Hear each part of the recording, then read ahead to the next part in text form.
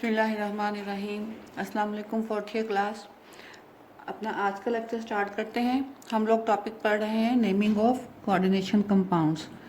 तो last lecture में हमने कोऑर्डिनेशन कंपाउंड्स की आईयूपैक सिस्टम के तहत नेमिंग करने के लिए जो रूल्स फॉलो किए जाते हैं वो सारे रूल्स हमने 1 बाय 1 डिस्कस कर लिए थे। तो आज हम उन्हीं रूल्स की बेस पे कुछ कंपाउंड्स को नेम देने की प्रैक्टिस करेंगे। ख़ास तौर पे जो पॉइंट मैं आपको सिखाना चाह रही हूँ वो है कि how to calculate the oxidation state of metals. तो यहाँ से उम्मीद है कि आप समझ जाएंगे कि हम मेटल की ऑक्सीडेशन स्टेट कैसे कैलकुलेट करेंगे और साथ ही साथ कंपाउंड्स की कोऑर्डिनेशन कंपाउंड्स की नेमिंग कैसे की जाएगी। तो फर्स्ट एग्जांपल आप देख रहे हैं, क्रोमियम सेंट्रल मेटल एटम है, उसके साथ 6 लिगेंड्स अटैच हैं, अमोनिया, और ये पूरे का पूरा ये दोनों स्पीशीज़ जो हैं ये कम्प्लेक्स पोर्शन है, और नाइट्रेट आयन जो है वो एज सिंपल आयन इसके साथ अटैच है। तो जैसा कि हमने कल देखा था कि ये अगर आपका कम्प्लेक्स कंपाउंड एक आयनिक कंपाउंड है तो पहले हम केटाइन का नाम देंगे और फिर एराइन का। अब यहाँ पे आप कैसे देखें कि इन दोनों में से केटाइन कौन सा है और एनाइन। तो आपको पता है कि नाइट्रेट क्योंकि सिंपल आयन है, नाइट्रेट के ऊपर नेगेटिव चार्ज होता है, सो ये एनाइन है। ओब्वियसली अगर नाइट्रेट एनाइन है तो हमारा जो कम्प्लेक्स पोर्शन है दैट इज़ केटाइन। सो पहले हमें नाम देना है केटाइन का, यानी कि कम्प्लेक्स पोर्शन का नाम इसमें पहले आएगा। अब कम्प्लेक्स पोर्शन में 2 स्पीशीज़ होती हैं, 2 टाइप्स की स्पीशीज़ होती हैं, सेंट्रल मेटल एटम और लिगेंड्स। तो पहले हम नाम देते हैं लिगेंड्स को। लिगेंड क्योंकि एक ही टाइप का है तो इसमें हमें कोई इसका ऑर्डर देखने की ज़रूरत नहीं है कि पहले किस लिगेंड का नाम आएगा बाद में किसका।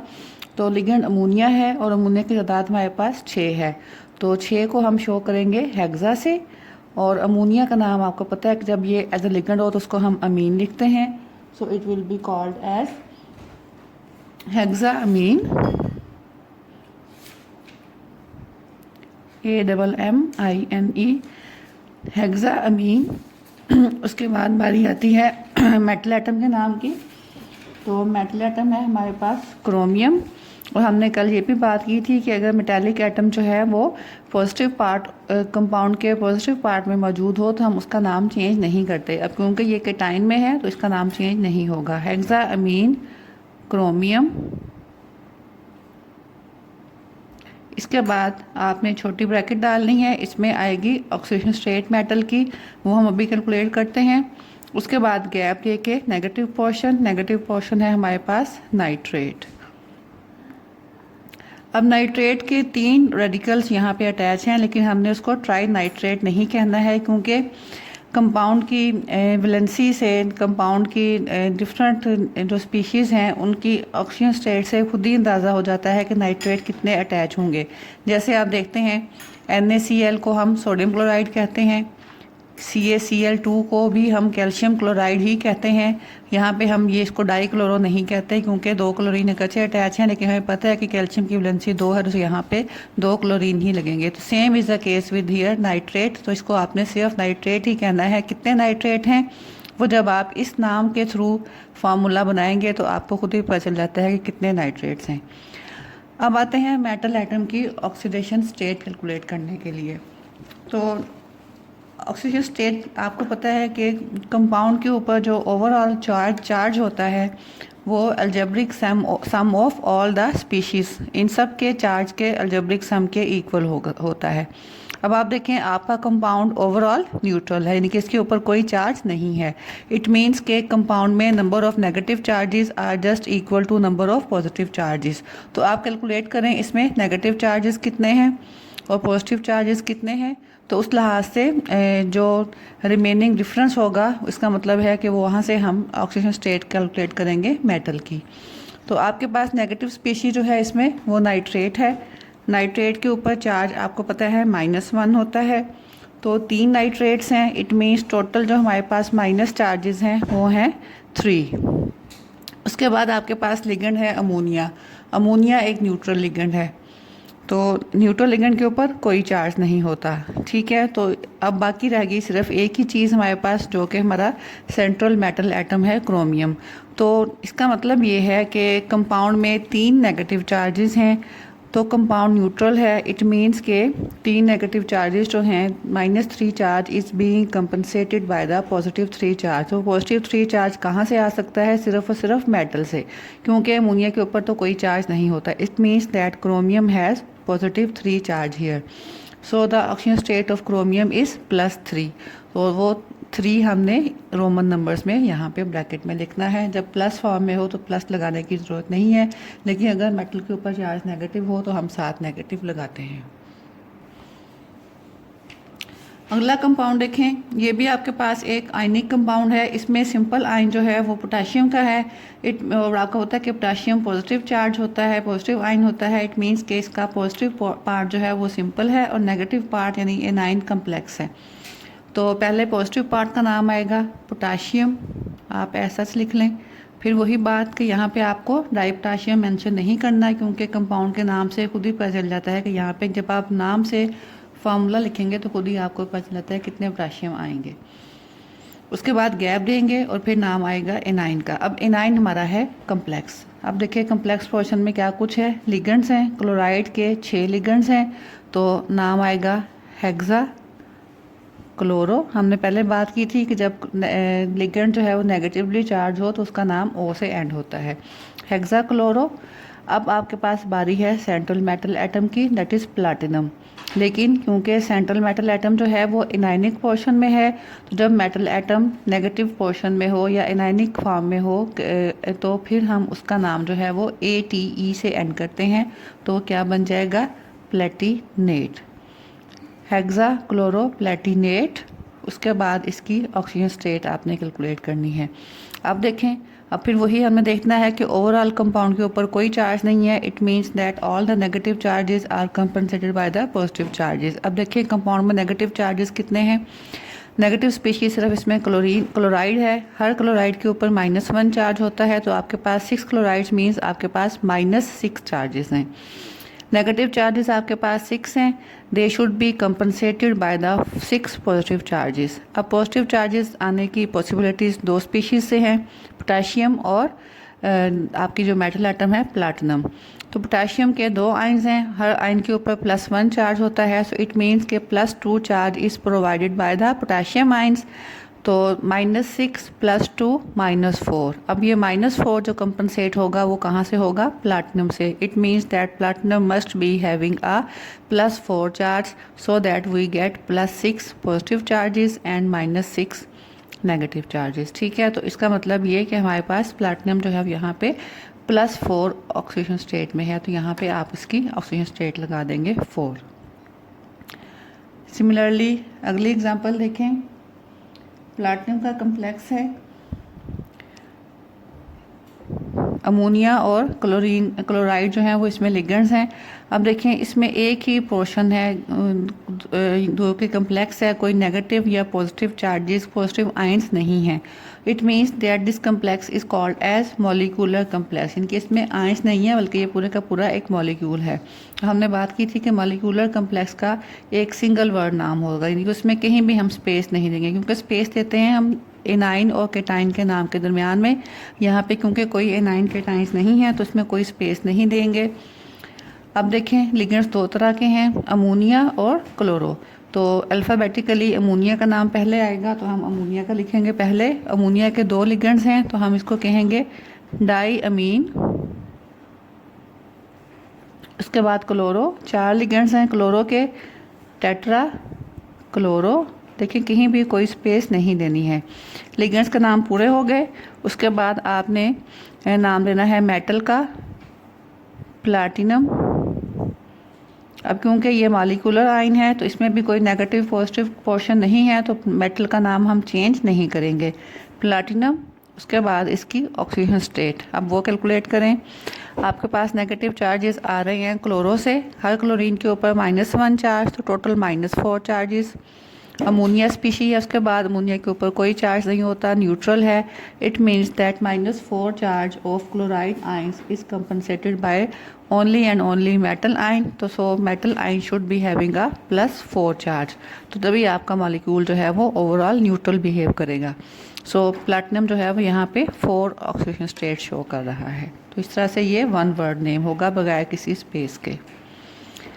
नेक्स्ट एग्जांपल देखें, इसमें आपके पास ये कम्प्लेक्स पोर्शन है, उसके साथ सल्फेट आयन अटैच है। सल्फेट आयंस आपको पता है नेगेटिवली चार्ज आयंस होते हैं। It means that A9 is simple and cation is this portion that is complex, it is in the केटाइनिक form. तो पहले हमने केटाइन का नाम लिखना होता है, बाद में एनाइन का। केटाइन का नाम लिखते हैं। 3 तरह के इसमें लिगेंड्स हैं, क्लोरो, नाइट्रो और अमोनिया। तो अल्फ़ाबेटिकली पहले नाम आएगा अमोनिया का। अमोनिया के 4 लिगेंड्स हैं, टेट्रा, अमीन। उसके बाद क्लोरो की बारी आएगी अल्फ़ाबेटिकली। क्लोरो का एक ही है तो क्लोरो। उसके बाद नाइट्रो, नाइट्रो का भी एक ही है, नाइट्रो। ये हमारे सारे लिगेंड्स जो हैं वो पूरे हो गए। अब आपने नाम लेना है मेटल एटम का। मेटल एटम प्लैटिनम है, पॉजिटिव पोर्शन में है, इसलिए इसका नाम चेंज नहीं करेंगे, प्लैटिनम। उसके बाद इसकी ऑक्सीजन स्टेट लिखनी है ब्रैकेट्स में, गैप दे के। नेगेटिव आयन का नाम, नेगेटिव आयन है हमारे पास सल्फेट। अब हम कैलकुलेट करते हैं मेटल की स्टेट, ऑक्सीडेशन स्टेट। सल्फेट के ऊपर आपको पता है -2 चार्ज होता है और एक ही सल्फेट रेडिकल अटैच है, तो टोटल नेगेटिव चार्जेस जो यहाँ पे हैं वो -2। क्लोरीन नेगेटिवली चार्ज लिगेंड है, इसके ऊपर -1 चार्ज होता है।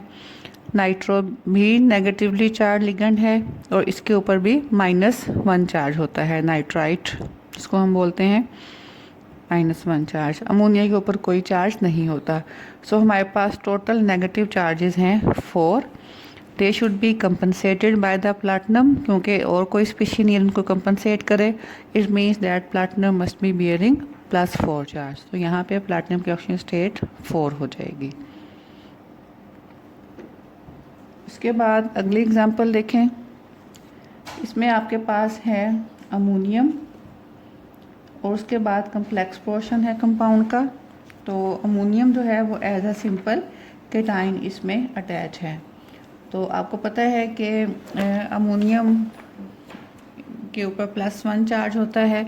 इट मीन्स कि ये पॉजिटिव आयन है या केटाइन है, और जो हमारा कम्प्लेक्स है, कम्प्लेक्स पोर्शन है, ये नेगेटिव आयन की फॉर्म में है।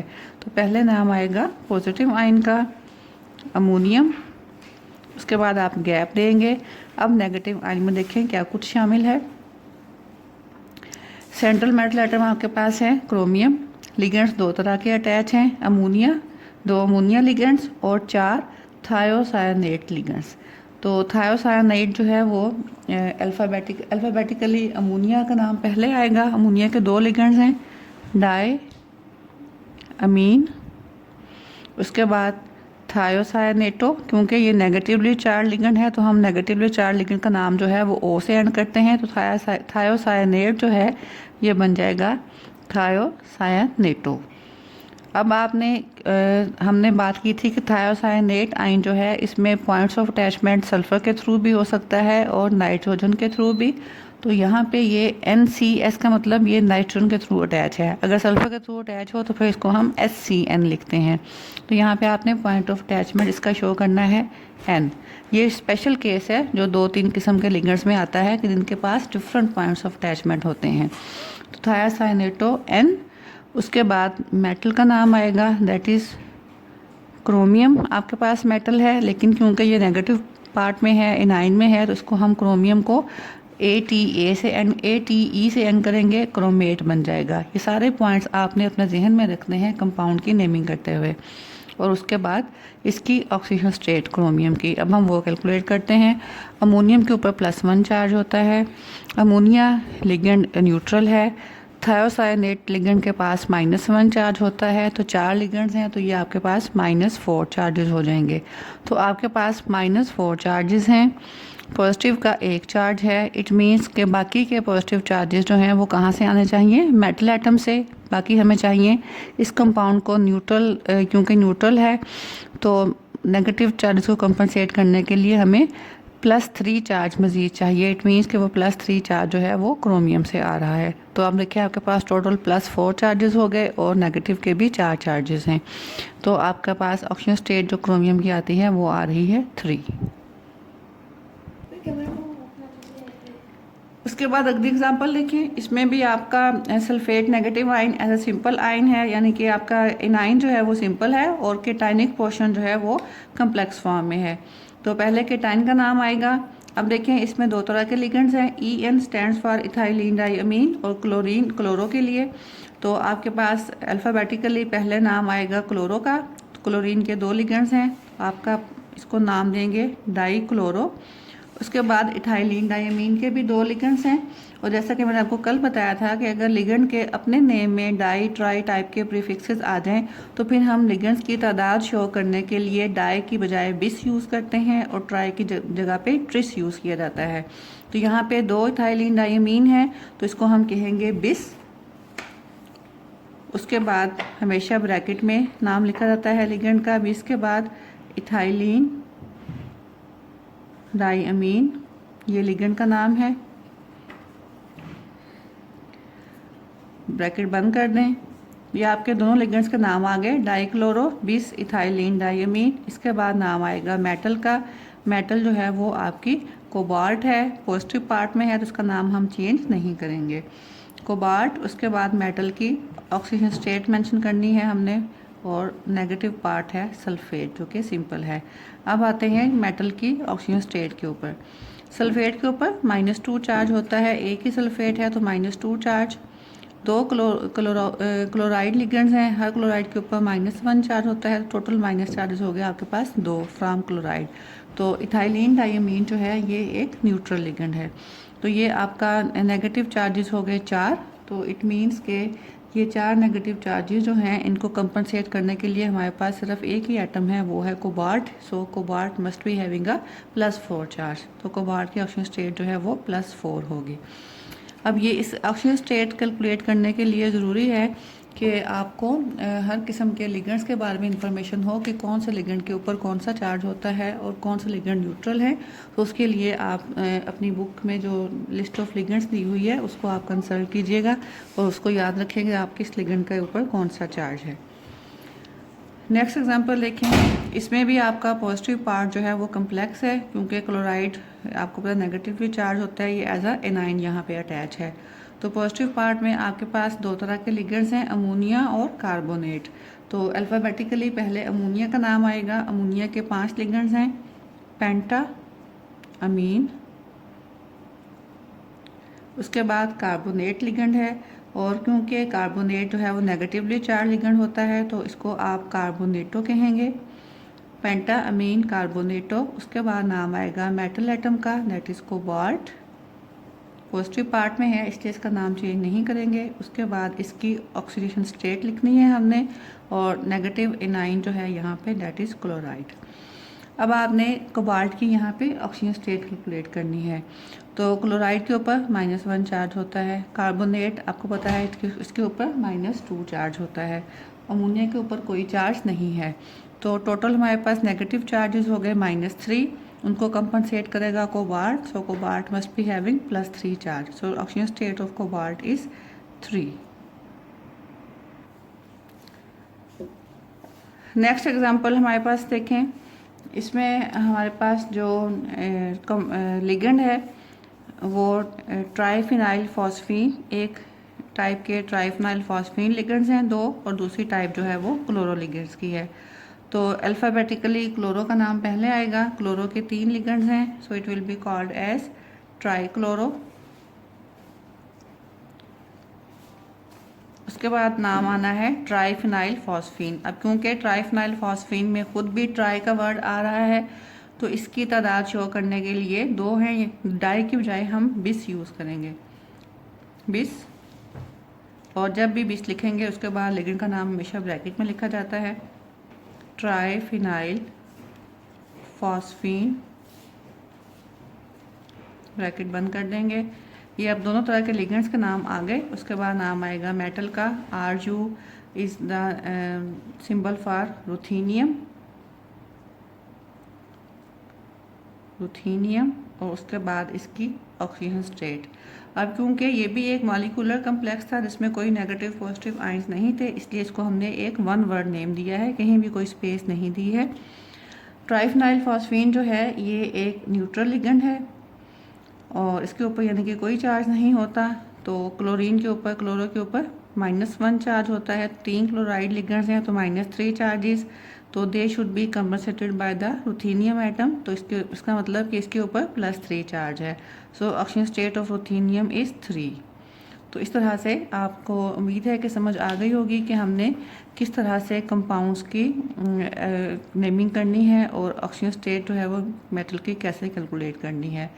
नेक्स्ट लेक्चर में मैं इंशाल्लाह आपको कुछ प्रैक्टिस एग्जांपल्स के लिए कंपाउंड्स दूंगी, आपने उनकी नेमिंग करके ट्राई करनी है। उस वक्त तक के लिए अल्लाह हाफिज़।